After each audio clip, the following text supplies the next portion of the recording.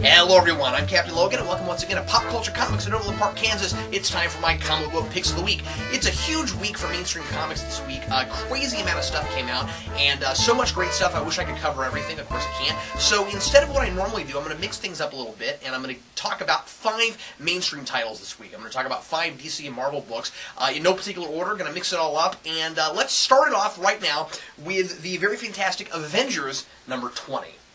This is a fantastic jumping-on point as Norman Osborn poises himself to destroy the Avengers both physically and politically. There's some social commentary here about societies who buy into what madmen are selling just based on their intelligence and ability to manipulate. Despite everything he's done, people still think Osborn may have been framed for all of his crimes, and he plays on that, saying that America has become a police state and doesn't even know it, with the Avengers calling a lot of the shots and doing anything they have to in order to keep that power, including going against former Avengers. And then he says that Hammer Industries is here to help. Turns out that most of that public speech was to make Captain America angry enough to take the Avengers to try to find Osborn, and that's just what he does, leading everyone into a pretty gigantic trap. A lot of players involved in recent stories from FF and Fear itself are involved as well, especially AIM. I haven't picked this title up in a while, and it was refreshing to see some old Avengers faces who weren't in the book last time I read it, like Vision, and to see others more prominently featured, like Hawkeye.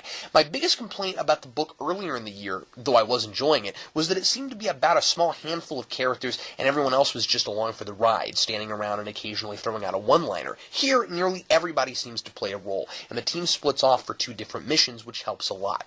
There's a really nice balance between action and exposition, and I like all the political intrigue with Osborn, who Hawkeye says is evil and he hates him, but it's more complicated than that because more than a few things he says to the media are also actually true. Like I said, a good place to get back on, and it looks like a lot of excitement to come. Now we'll pop over to DC for a minute and take a look at Justice League number 4. Like every other kind of media, there are lots of different kinds of comics. Some are just there to make you laugh. Some have really deep and intricate character interplay or social commentary or symbolism. I talk a lot about how entertainment should make you think, about how characters should be real, how we should care and be invested in them. And I'm not going to say that Jeff Johns' Justice League has none of that, but I'm not going to lie. The 12-year-old comic reader in me was smiling ear to ear reading this and going, wow, Aquaman just sicked a bunch of sharks on Darkseid's minions, and that's wicked cool. This one's all about the action, and it's jaw-dropping. The story's fun, but this one's definitely more about Jim Lee's art than anything else. There are several full-page action spreads, and one fantastic 2-page spread that I don't want to give away. Every other page is a poster I wouldn't mind having on my wall.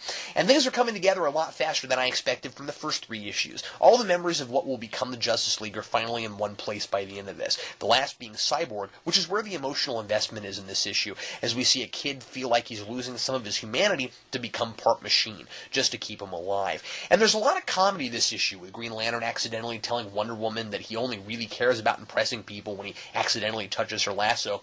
And I also really like Green Lantern's gag when Aquaman says he's king of Atlantis, and he says that makes him the king of Emerald City. I won't tell you what happens by the end of this, but if you've been reading, you can probably guess, and even though I saw it coming, that didn't make it any less awesome. Man, this is a pretty book.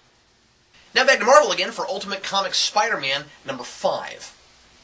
This is a pretty simple issue, but some really important stuff happens in it. Miles has to deal with Spider-Woman, who's angry to find him wearing a Spider-Man costume. Then he talks to Nick Fury and the Avengers, who have to figure out who he is, where his powers come from, and decide if he's worthy of taking up Peter's mantle. One very important revelation comes out here, and that's about Miles' uncle. I won't give that away, but now that we know more about this guy, I'm liking the emerging juxtaposition between Peter's uncle and Miles' uncle, one who preached responsibility with great power, and the other who is indirectly, as far as we know, responsible for cursing or blessing Miles with his powers. Miles has his first fight in this issue with a major supervillain, and that's Electro. And I like how Bendis breaks Miles' story up with snippets of Electro's breakout. It looks like things are going to start moving much faster after this for Miles, and some readers might scoff at how long it's taking for Miles to finally get into his new costume, but I for one really appreciate how Bendis is focused on making Miles a real person, rather than rushing character development for the sake of easy action. There's still a lot of emotional weight to this book, the same kind of weight Spider-Man had in its earliest days with Stan Lee, I think. This kid is so worried about messing up and so worried about dishonoring Peter Parker's name that I really buy him wearing the costume. He's a moral person who cares about doing the right thing, and he puts that before what he wants, which is absolutely not to be a superhero. And finally, back regularly on the racks again, it's Fantastic Four, number 601. Hickman got a lot of storytelling done in issue 600, and there's so much going on in FF now that he needs 2 books to do it all with. This issue is absolutely breathtaking. I didn't want to give this away when I talked about 600, but there's no way to discuss this book without saying it. Johnny Storm, who was thought dead, is back, and he really did die lots of times in the negative zone, but he clawed his way back to his own reality, and once again, Hickman proves that he can take an idea that looks gimmicky on the surface and do something really fascinating with it. Yes, just like I figured, Johnny hasn't been gone a real long time, but the man who returned is quite different. He's matured, both mentally and physically. He's 2 full years older because time moves differently in the negative zone. And he brought the cosmic control rod with him, which gives him some pretty incredible resources he plans to use to help the FF stop the destruction of the planet by alien forces. I'll let you read it to see just what it does. There are some great little comedic moments, like how Spider-Man bear hugs Johnny when he realizes he's still alive, and how Johnny makes fun of the new white outfits. Epting draws what he draws best this issue. Lots and lots of stuff blowing up and huge sci-fi action scenes, but those are mixed with a lot of tender character moments, both about Johnny's return, but also about the impending doom that seems impossible to stop. If you didn't want to drop the $8 on issue 600, pick this one up for $2.99. A whole lot has happened before this, but it does a fairly good job of catching up new readers, at least on the really important stuff, and it's a whole lot of fun. And finally, saving the best for last from DC, it's Batman #4. I hate to keep reviewing the same title almost every time it comes out, but ever since Scott Snyder started on Batman, whatever Bat book he's been on has been one of DC's strongest entries every time an issue hits the shelves, and this is definitely one of his best. I said this when I reviewed #3. If you weren't sure where this arc was going when it started, or it didn't immediately appeal to you, give it another try, especially if you like Snyder's run on Detective, and this issue is a pretty easy place to start. The cliffhanger last issue was thrilling. Batman finally finds what appears to be the headquarters of the Court of Owls, an outfit that has been controlling Gotham from the shadows since it was first built, and which wants all of the Waynes dead. The building explodes, and I'll leave it to you to see how Batman gets out. The court has been thought to be a myth for hundreds of years, but Snyder's building it very deeply and very profoundly into the Batman mythos, and a huge earth-shattering question arises this issue. Was it really just a random happenstance that Bruce's very rich and very powerful parents were gunned down in an alley, or was the supposedly made-up Court of Owls actually responsible?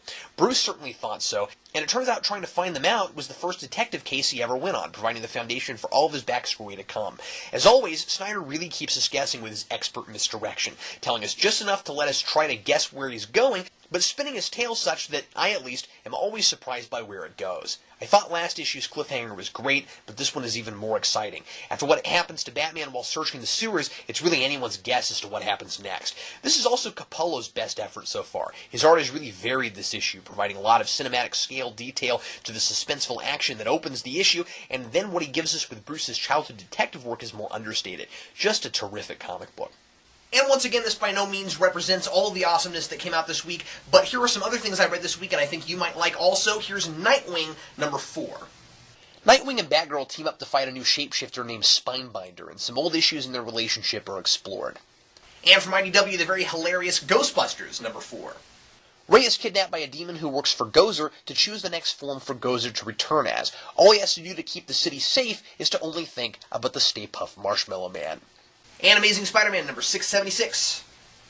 A really unusual issue in which the Sinister Six come together to save the world for a change. And finally, Marvel's new run that I just can't get enough of, Incredible Hulk #3. Bruce Banner builds a frightening army of Hulks, and when the Hulk decides Banner will never leave him alone, he finally considers Von Doom's offer to help her find him. Well, hey, that's all I have for you this week. If you're ever in the Kansas City area, would you please check out Pop Culture Comics in Overland Park, Kansas. It's where I am at this very moment, and it's my very favorite place to get comic books. If you do happen to live in the area and you're still doing your last-minute Christmas shopping, it's a fantastic place to get stocking stuffers. There's ornaments, there's keychains, there's action figures, and of course, tons and tons of back issues and current issues. Be sure to come and check it out. If you don't live in the area, be sure to support your own local comic book store. And if you're watching this on the Pop Culture website, would you check us out at Geekvolution? That's youtube.com/Geekvolution. Watch some of our other really fun videos. You can also check out our website, wearegeeksnotnerds.com, and follow us at Twitter at Geekvolution. Everybody, thanks a lot for watching. As always, Merry Christmas. I'm Captain Logan, and happy reading.